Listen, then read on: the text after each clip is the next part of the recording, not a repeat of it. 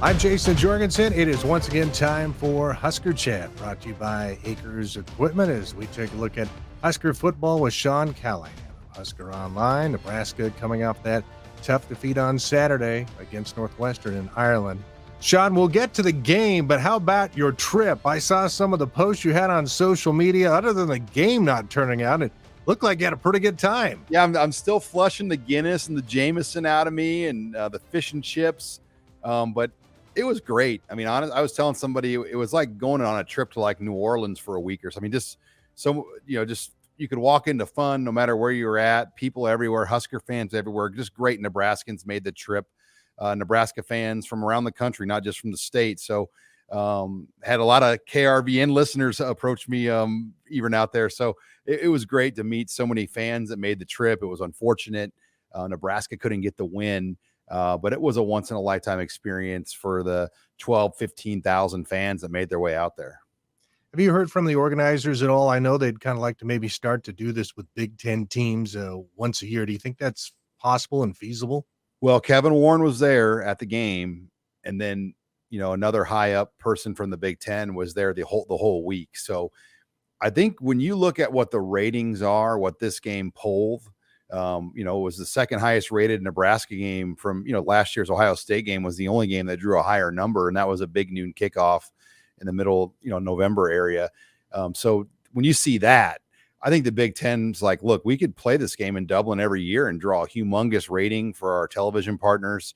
So it wouldn't surprise me if they tried to create an arrangement where they're there every other year at the Big Ten. The problem is you need somebody to give up a home game. So a Rutgers, a Maryland, a Northwestern, maybe a Purdue, maybe an Indiana, somebody that can afford to give up a home game, because they do get paid out from the folks in Ireland, very comparable to a home game. But it's realistic. And I know the organizers told me themselves, we'd like to get Nebraska back in like 6 or 8 years from now.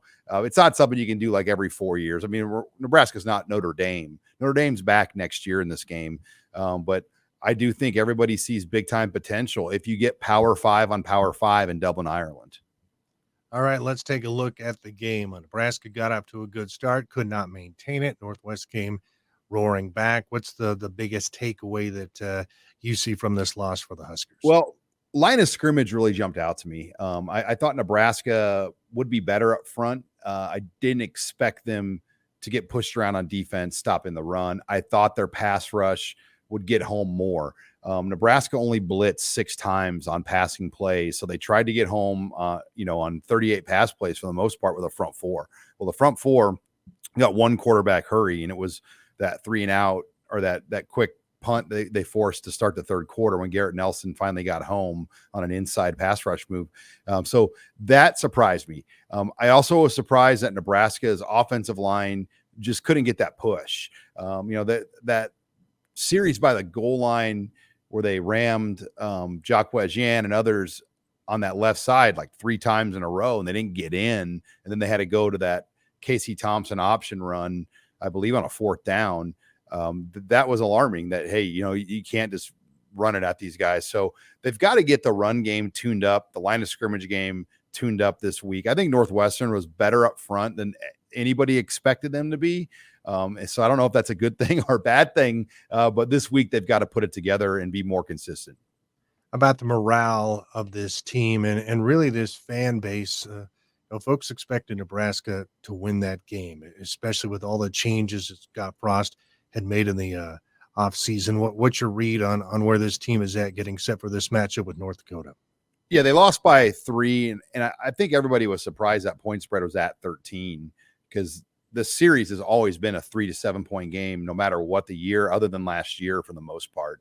I think looking back at it, that spread probably should have been closer to a touchdown and more of a toss-up game. And because I don't really think Nebraska was, a 2 touchdown favorite over Northwestern after watching these, as we know, watching these teams play.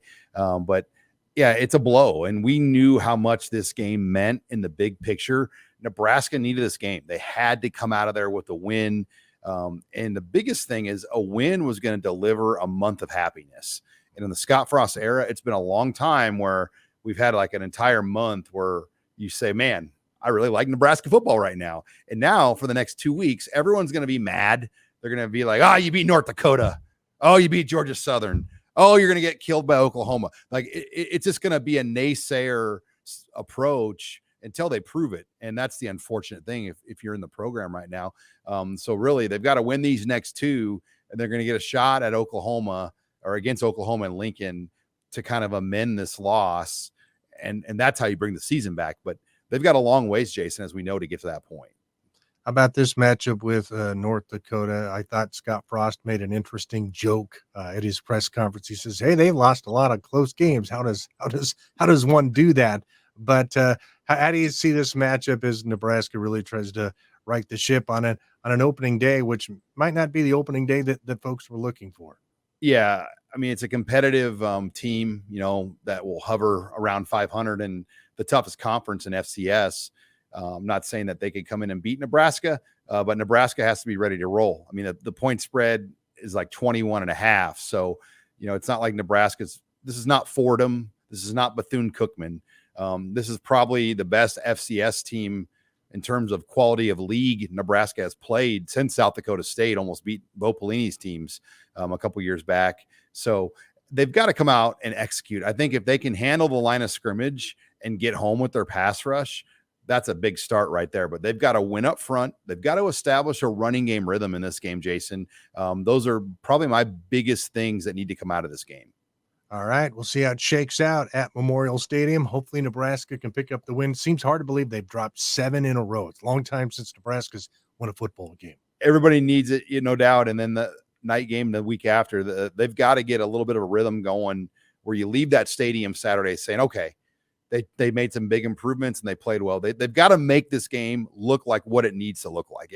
If it's a nail biter or a clunker, it's almost going to feel like a loss. And I don't think, even if they win the game, I don't think that they can afford to have that, because the negativity is real. I mean, when it's negative, it's negative. I mean, it's from third grade teachers in classrooms to ex-players. Everyone's got a sour taste about Nebraska football, and they've got to turn it around this weekend. All right. Hopefully things go better at Memorial Stadium. Sean, as always, we appreciate the time. Thanks, Jason. That was Sean Callahan, Husker Online, joining us for Husker Chat. It's brought to you each week by Acres Equipment. I'm Jayson Jorgensen.